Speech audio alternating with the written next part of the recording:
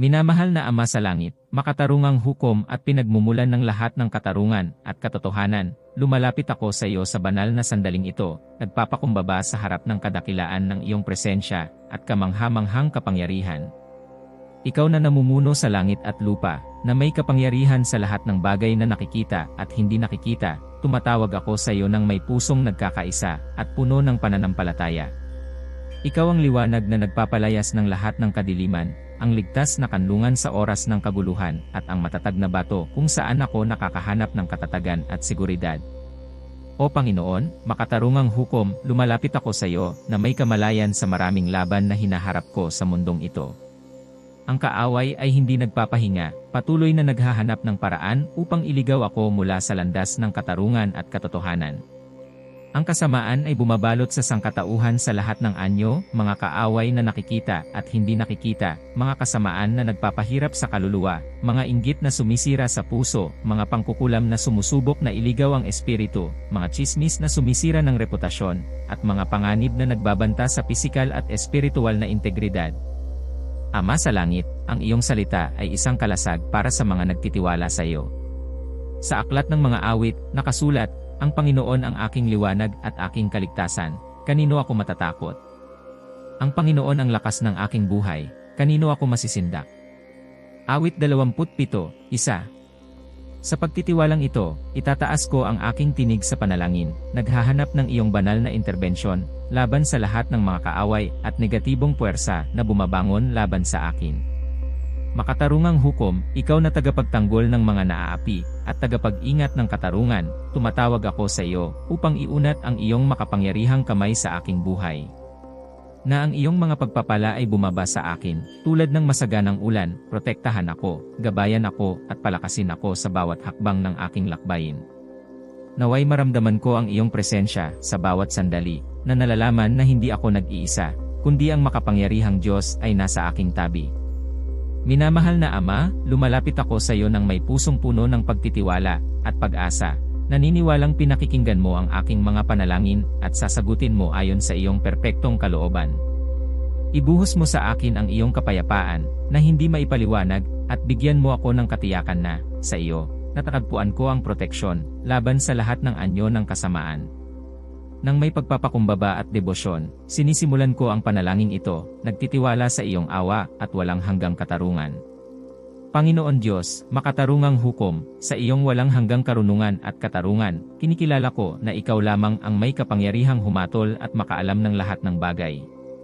Tumatawag ako sa iyo sa sandaling ito, humihiling ng iyong banal na interbensyon sa lahat ng aspeto ng aking buhay kung saan ako nakararanas ng kahirapan.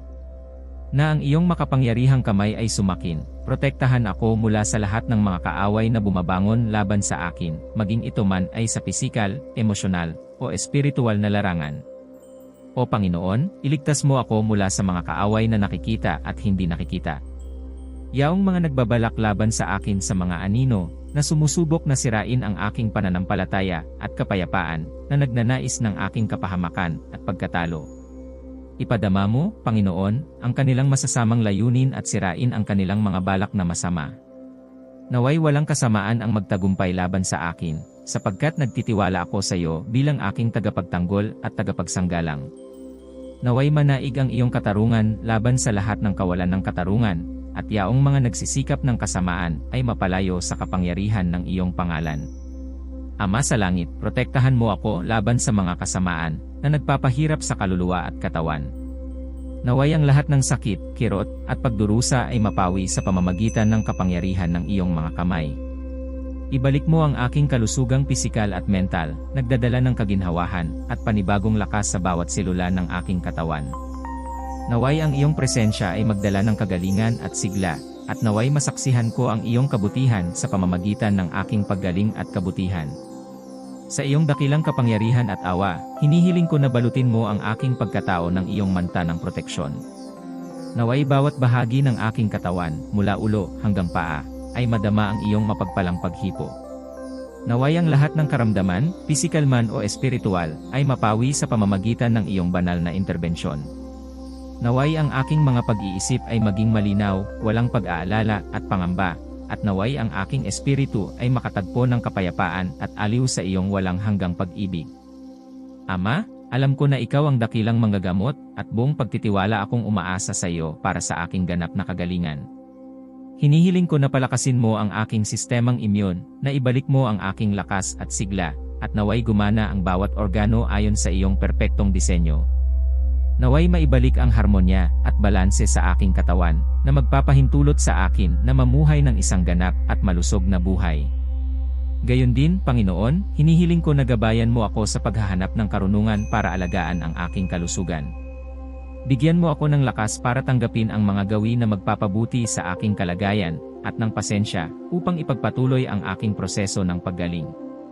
Naway bawat araw ay maging hakbang patungo sa mas magandang kalusugan, at naway makilala at mapasalamatan ko ang bawat pagbabago, maliit man o malaki, bilang biyaya mo. Nagpapasalamat ako, Panginoon, sa pakikinig mo sa aking mga panalangin at sa patuloy na pag-aaruga mo sa akin. Salamat sa iyong walang hanggang pag-ibig, na nagbibigay lakas sa akin sa mga sandali ng kahinaan. Naway ang aking buhay ay maging refleksyon ng iyong kabutihan at grasya, at naway ang aking patotoo ay magbigay inspirasyon sa iba na magtiwala sa iyong kapangyarihang magpagaling. Panginoon, ingatan mo ako laban sa inggit na sumisira sa puso. Naway maprotektahan ako mula sa mga negatibong enerhiya at masamang hangarin ng mga taong, dahil sa inggit, ay naghahangad ng aking kapahamakan. Bigyan mo ako ng dalisay na puso, na kayang magpatawad at magmahal, kahit sa harap ng inggit at kasamaan. Naway palagi kong hanapin ang iyong katarungan at katotohanan, na maging halimbawa ng pananampalataya at integridad. O Diyos, palayain mo ako mula sa mga pangkukulam at mga mahika na sumusubok na ilayo ako sa iyo. Naway masira ang lahat ng gawa ng masama sa kapangyarihan ng iyong pangalan, at naway walang anumang sandata na ginawa laban sa akin ang magtagumpay.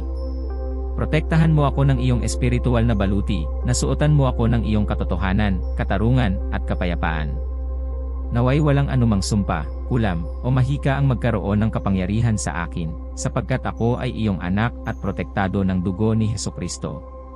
Panginoon, ingatan mo ako laban sa mga tsismis at paninirang puri na naglalayong sirain ang aking reputasyon. Naway ang mga masasamang salita na ibinabato laban sa akin ay mawalang bisa sa kapangyarihan ng iyong katotohanan. Bigyan mo ako ng karunungan upang harapin ang mga maling akusasyon at lakas upang mapanatili ang aking integridad sa harap ng mga pagsubok.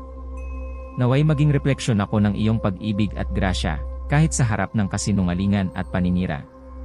Amang makapangyarihan sa langit, protektahan mo ako mula sa lahat ng panganib na nasa paligid ko. Naway matagpuan ko ang kanlungan sa iyo, alam kong ikaw ang aking kalakasan at aking kalasag. Gabayan mo ako sa bawat hakbang, ilayo mo ako mula sa lahat ng panganib at banta. Naway magliwanag ang iyong ilaw sa aking landas, nagpapalayas ng kadiliman, at nagbibigay liwanag sa direksyong dapat kong tahakin. Panginoon, sa lahat ng aspeto ng aking buhay, hinihiling ko ang iyong banal na interbensyon. Naway manaig ang iyong katarungan, naway balutin mo ako ng iyong pag-ibig, at naway maghari ang iyong kapayapaan sa aking puso. Nagtitiwala ako sa iyo bilang aking makatarungang hukom, aking tagapagtanggol at aking tagapagsanggalang. Naway mamuhay ako sa bawat araw na may katiyakan sa iyong pag-ibig at sa iyong katarungan. Minamahal na Panginoon, makatarungang hukom, sa pagtatapos ng panalangin ito, puno ang aking puso ng pasasalamat at pagtitiwala sa iyong walang hanggang kabutihan at katarungan. Alam kong pinakikinggan mo ang aking mga panalangin at sasagutin mo ayon sa iyong perpektong kalooban. Nagtitiwala ako sa iyong kapangyarihan na protektahan at gabayan ako sa lahat ng sandali ng aking buhay. Amang makapangyarihan sa langit, nagpapasalamat ako sa iyong patuloy na presensya, sa iyong kamay na nagpoprotekta na laging nasa akin. Alam kong sa iyo ako nakatatagpo ng ligtas na kanlungan laban sa lahat ng kaaway, kasamaan, inggit, pangkukulam, tsismis, at panganib. Naway mamuhay ako sa bawat araw na may katiyakan na ikaw ay nasa akin, ginagabayan, at pinoprotektahan ako sa bawat hakbang ng landas. Panginoon, tulungan mo akong panatilihin ang aking matibay na pananampalataya sa iyo, kahit na sa harap ng mga pagsubok.